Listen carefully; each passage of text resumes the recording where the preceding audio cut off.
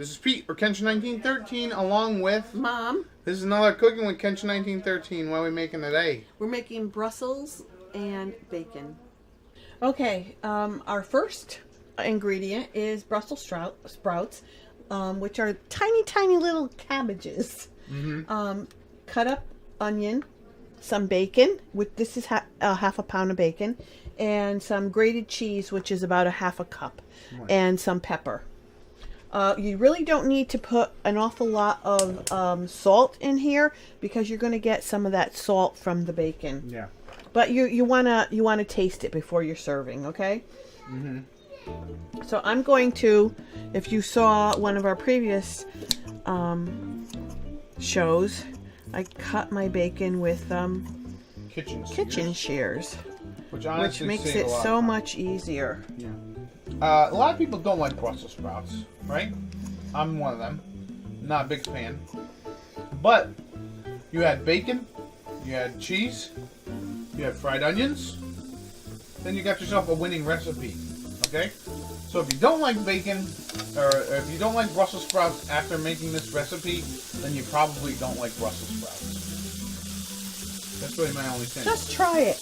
You know, you can always get a smaller package. And the Brussels sprouts, what we ended up doing is we gave them a partial boil. They were frozen Brussels sprouts. You can actually buy fresh Brussels sprouts now. They're in the markets, and they're really cool to look at. They kind of grow on a long branch, and then there's all the little Brussels on either side. You would still give fresh ones a partial boil because you want to get them partway cooked. Because in here you're really just sautéing them and getting all the flavors mixed together. Yeah. So and sometimes you can get this package is well over a pound, I think. But you can get smaller packages frozen. Yeah. So now we're just gonna cook the bacon, and then we'll be back when it's nice and crispy and brown, and it will let off a lot of its fat, so we're going to use that fat. We're not actually going to drain it to saute the onions in. Alright, we're back. As you can see, the bacon is nice and brown. We're going to throw in our onions because we don't want to let it burn. So now we're going to lower the heat a little and throw in our onions and let these saute until they're clear. There is a lot of oil, which is fine. So yeah, we'll come back when this is all sauteed, and if you want, you can add a little black pepper, and there you go. Okay, so the Brussels sprouts we're gonna get ready to put in here, and what I ended up doing, I told you I partially boiled them. What I did is I took a pan of water, I got the water boiling first. Then put my Brussels sprouts in because you want them to stay green so they're pretty, and we let them boil in that water for after it came to a boil for about 5 minutes or so. They were just fork tender, and then when we dumped them out, you put some cold water on top of them to stop the cooking process, and that's our Brussels. Yep. So now let's throw them in the pan. In a moment. So yeah, we're just gonna mix this up and let this cook for how long you think? Maybe about 5 minutes. Yeah. Because you have the oil already in here, so that's gonna absorb and make this delicious. Right, and once again, you can add some pepper as well.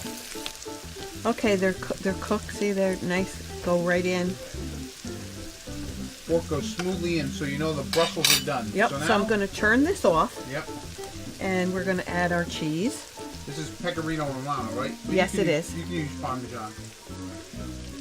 And so yeah, if you love cheese and you love bacon and you love onions, this is a recipe for you. I mean, I guess you could literally do this with anything. But we learned this recipe a couple years ago. Again, similar to the last recipe where it's like, we got Brussels sprouts. How can we get some Brussels sprouts in our diet? And we found this recipe. And like I said, if you don't like this, then you don't like Brussels. And that's it. So here's our Brussels and bacon. As you can see, it looks lovely. And I'm not a huge fan of Brussels, but I'll eat them. Get everything. Get the cheese, you get the bacon. They're good. Yeah. Really good. I could just eat the pan of them. Yeah, see, I can handle it when it's bacon and cheese and onions because I like it that way. Give it to me any other way, no thanks, but yeah, it's good. A nice salt from the bacon. Obviously, the nice sweetness from the onion and the cheese is really good. Terrific side. If you don't like Brussels and you want to give it a try, I honestly would say this is a good shot to do it, right, Mom? Mm-hmm. So I've been Pete, your Kenshin1913. Along with Mom. This has been another Cooking with Kenshin1913. Enjoy and happy eating.